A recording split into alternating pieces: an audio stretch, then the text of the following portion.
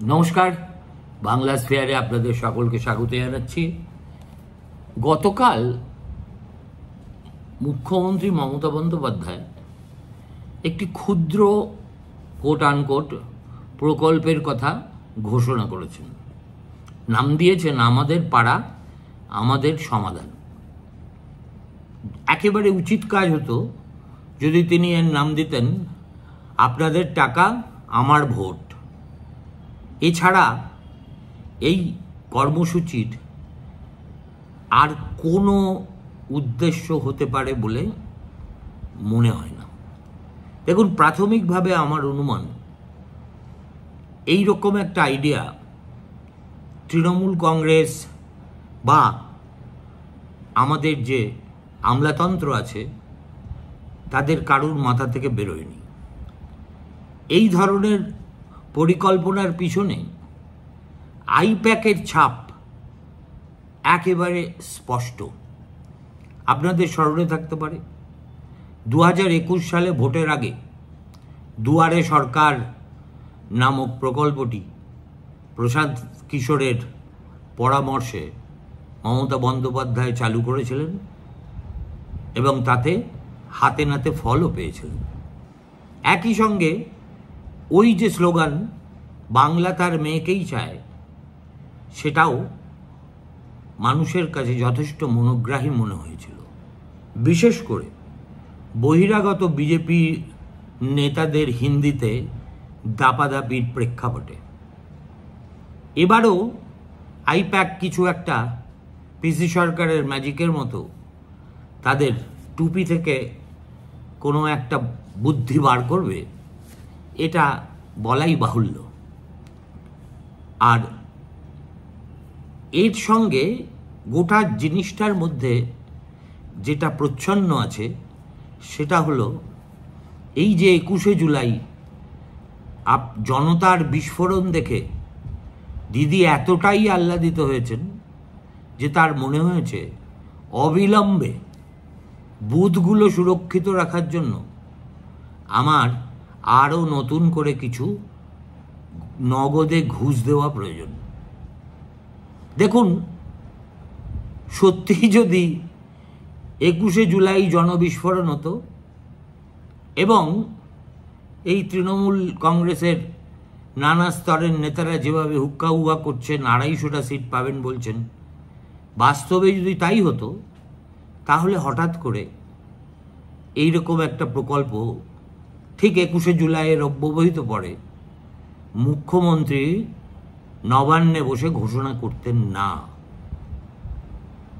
এবার এই যে প্রকল্পটা, সে সম্পর্কে দু চারটে কথা বলা দরকার।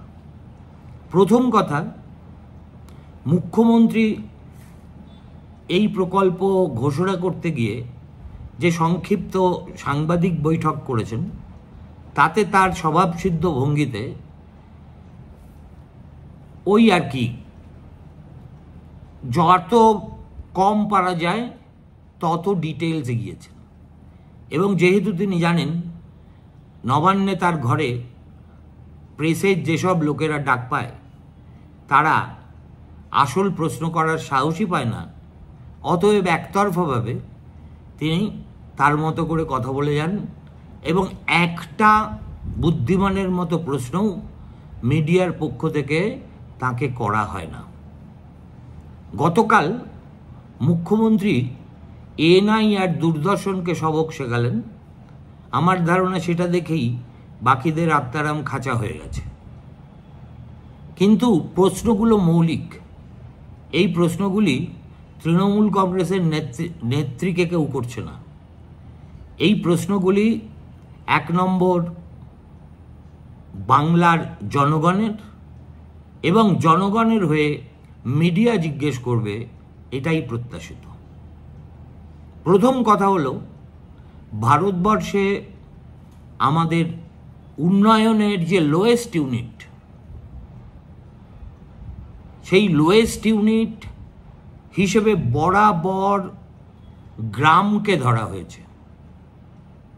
যে মুহূর্তে গ্রাম বদলে বুথ হয়ে যায় এবং একটা উদ্ভট কনসেপ্ট, যেটা সত্যি মুখ্যমন্ত্রী বলেছেন এর আগে ভারতবর্ষে উনি যা করেন সেটাই ভারতবর্ষে প্রথম, কিন্তু এই বিষয়টি সত্যিকার অর্থে ভারতবর্ষে প্রথম।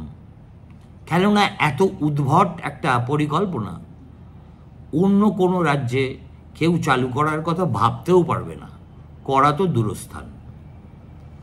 বুথ ভিত্তিক উন্নয়ন বা সমস্যার সমাধান, এর থেকেই যা বোঝার আপনারা বুঝে নিন। আমি আর অযথা এ নিয়ে সময় নষ্ট করছি না। আমি খালি আপনাদের স্মরণ করিয়ে দিতে চাই, এই গত 27শে জুন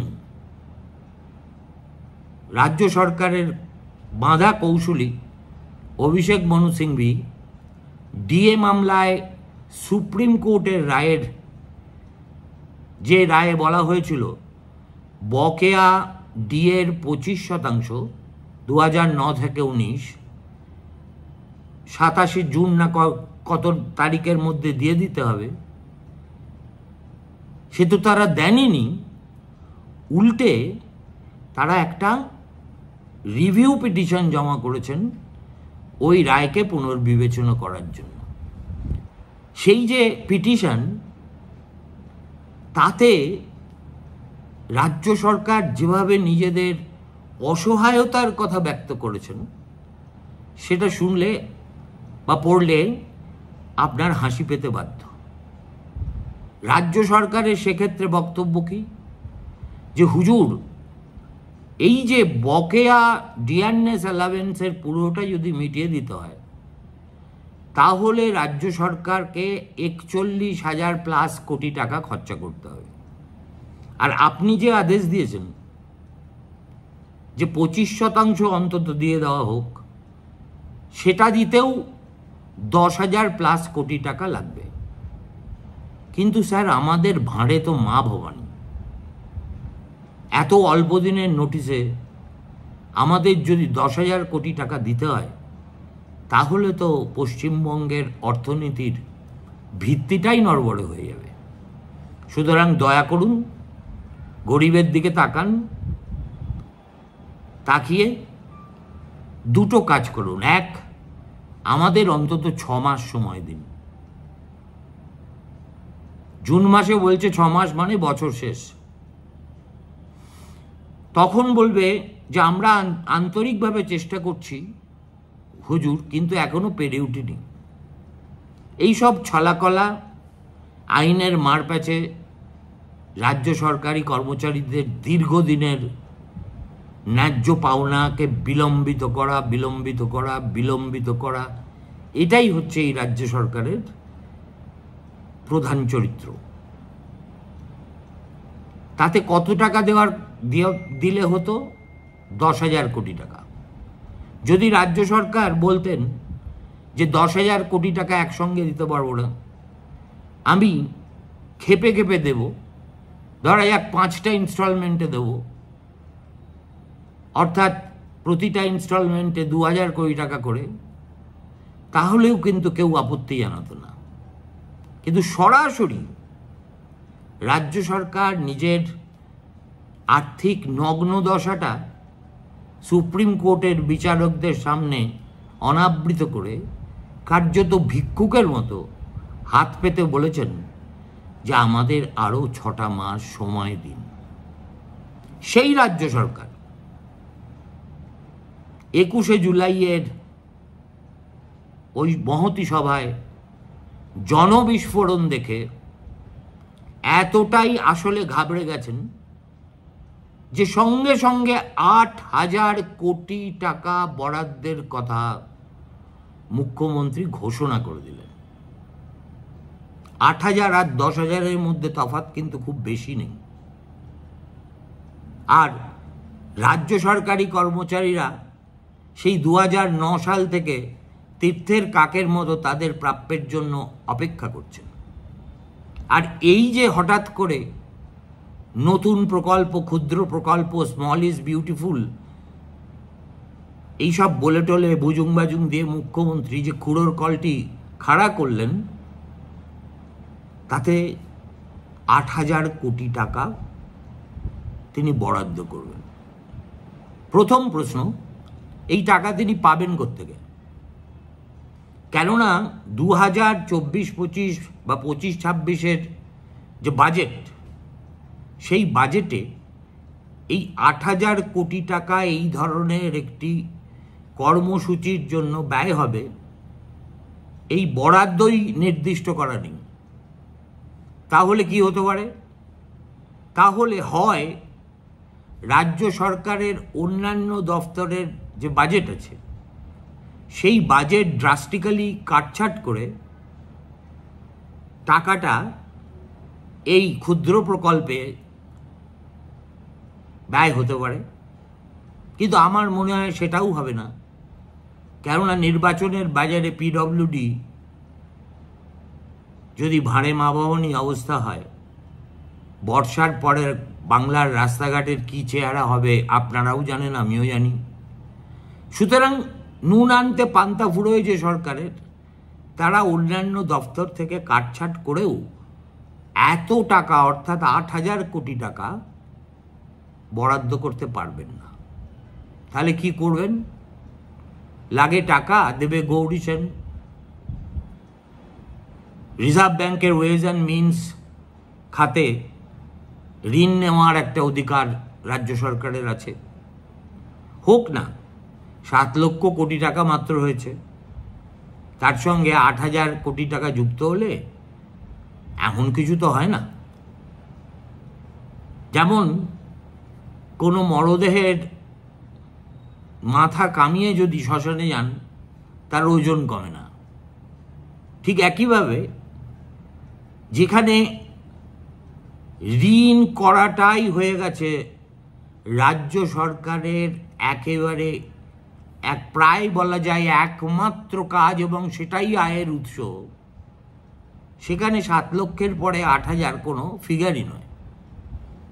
আর যদি মমতা ব্যানার্জি মনে করেন যে ভাই চতুর্থবার ক্ষমতায় আসার জন্য এই টাকাটা আমাকে ওই অনেকটা দুর্গাপুজোর সময় ক্লাবগুলোকে দান করার মতো করে বুথে বুথে ছড়াতে হবে, তাহলে তিনি পিছপা হওয়ার বান্দাই নন।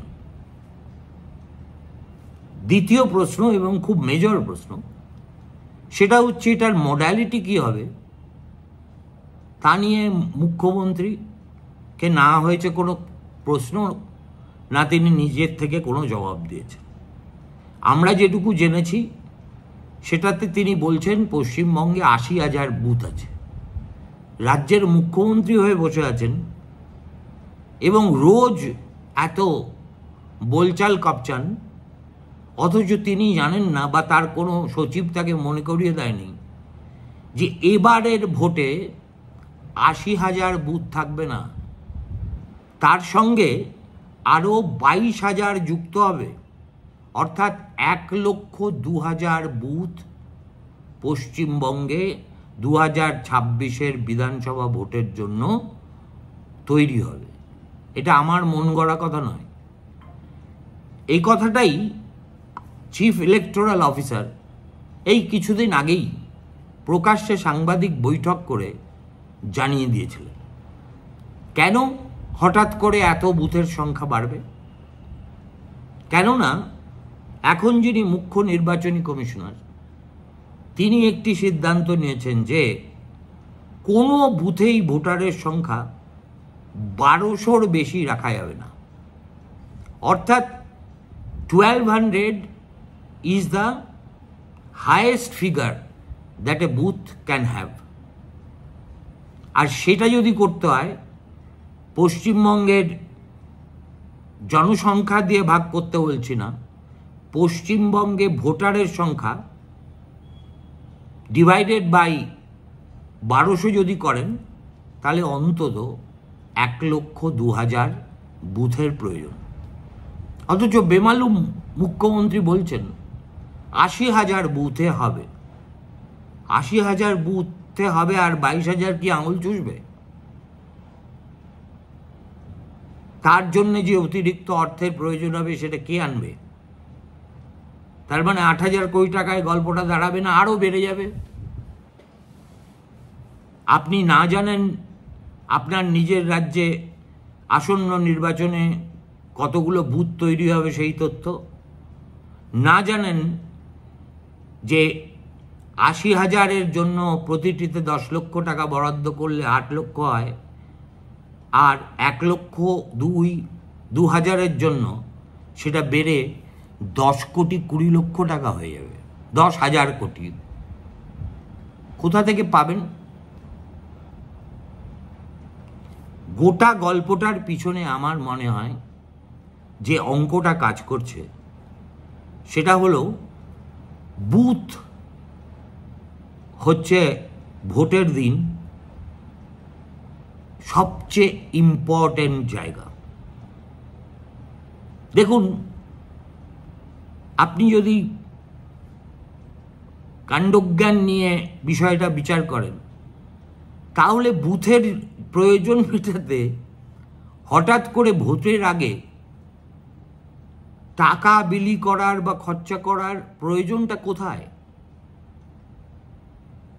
পঞ্চায়েত আছে, পঞ্চায়েত সমিতি আছে, গ্রামসভা আছে, জেলা পরিষদ আছে, এবং প্রত্যেক বছর এই আমাদের যে ত্রিস্তরীয় পঞ্চায়েত ব্যবস্থা সেটাকে সচল রাখতে এবং গ্রামের মানুষের কাছে পরিকাঠামো এবং উন্নয়ন পৌঁছে দিতে প্রচুর টাকা ব্যয় বরাদ্দ হিসেবে ধরা থাকে। তাহলে একটা গ্রামে ধরে নিচ্ছি একবার পঞ্চায়েত কাজ করবে, গ্রামসভা কাজ করবে, জেলা পরিষদ কাজ করবে, পঞ্চায়েত সমিতি করবে, ওয়ার্ল্ড ব্যাংক থেকে কোনো ফান্ডিং এলে সেই টাকা খরচা হবে, আবার হঠাৎ আমাদের পাড়া আমাদের সমাধান, এর মানেটা কি? Just because I am in power and therefore I am in a position to raise loan, আমি এইভাবে ১০,০০০ কোটি টাকা প্রধানত এই যে গোটা কর্মকাণ্ড, আমি তার মধ্যে মুখ্যমন্ত্রী শুধু গ্রামের কথা বলে গেলেন। আরে বাবা, পশ্চিমবঙ্গে তো শুধু গ্রাম নেই, শহরও আছে। আর আপনি যখন ৮০,০০০ করছেন তখন আপনি সর্বমোট বুথের কথাই বলছেন। তাহলে গ্রামের ব্যাপারে আপনি কিছু কিছু জানালেন বটে, কিন্তু শহরের ব্যাপারে আপনি তো কি হবে সেটা একবারও বললেন না।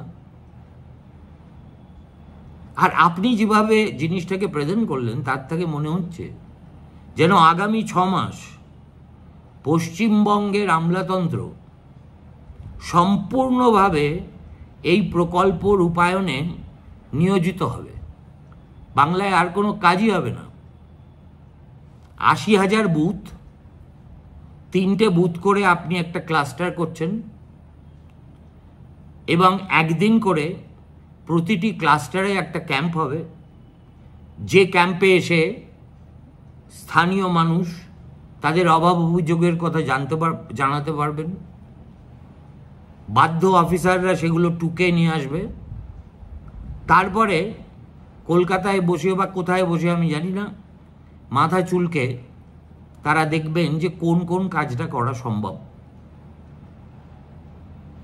কিন্তু আদতে কি হবে জানেন? এবং যতক্ষণে এই ব্যুরোক্রেটিক প্রক্রিয়া শেষ হয়ে যাবে, টাকা দেওয়ার সময় হবে, ততক্ষণে দেখবেন নির্বাচনী বিধিনিষেধ আরোপ হয়ে গেছে।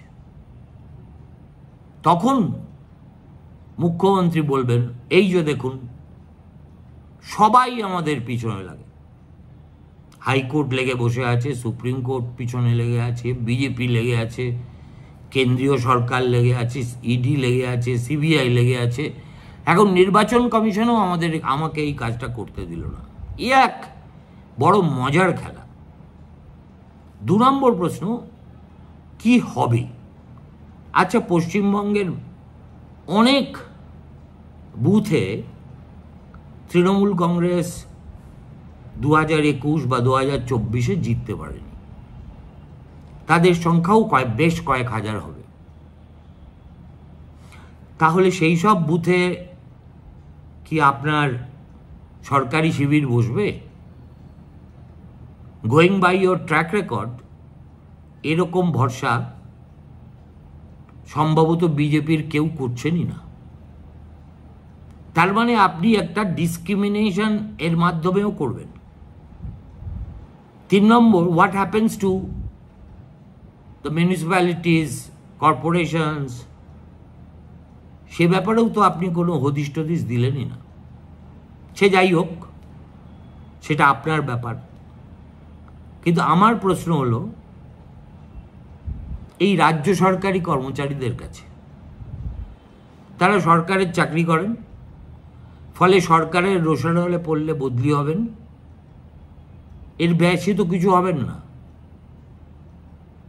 তাহলে এই যে আপনাদের সত্যিই যদি কোনো আত্মসম্মান বোধ এখনো অবশিষ্ট থেকে থাকে, অন্তত একদিন গোটা বাংলা জুড়ে সমস্ত সরকারি অফিসে পেন ডাউন তো করুন। কিন্তু আনফর্চুনেটলি আপনারা ধর্মতলায় বসে থাকবেন, সেখানে বসে বসে গরম গরম বিবৃতি দেবেন, আপনাদের প্রাপ্য আদায়ের জন্য আদালত থেকে আদালতে দৌড়বেন। কিন্তু যে কাজটা করলে এই ধরনের অবিবেচক, অমানবিক শাসক নড়ে চড়ে বসতে বাধ্য, সেই ধরনের কোনো গান্ধীবাদী আন্দোলনের কথা ঐক্যবদ্ধ হয়ে আপনারা ভাবতেও পারেন না। আর এটাই হয়ে গেছে রাজ্যে মুখ্যমন্ত্রীর যা খুশি তাই করার পাসপোর্ট। তিনি জানেন আমি আসলে উনি কি করবেন, এই এক্সারসাইজটাও আইপ্যাক করে রেখে দিয়েছে। প্রত্যেকটা বুথ থেকে সেখানকার তৃণমূলীরা বুথের কি কি সমস্যা আইডেন্টিফাই করেছে, সেসব অলরেডি ডসিয়ার তৈরি করা আছে। সেটাই মনোজ পন্থের টেবিলে যাবে, লোক দেখানো ক্যাম্প যাই হোক না কেন। অর্থাৎ আপনি এই যে লিখেছেন যে first of its kind, grassroot governance, এইসব ঢপবাজি ছেড়ে সত্যি কথাটা বলুন। 8,000 কোটি টাকা দিয়ে বা 10,000 কোটি টাকা খরচা করে আপনি বুথে আপনার পার্টির লোকেদের পকেটে আরও কিছু অর্থের সংস্থান করে দিতে পারেন, অবশ্যই পারেন। কিন্তু জনতা জনার্দন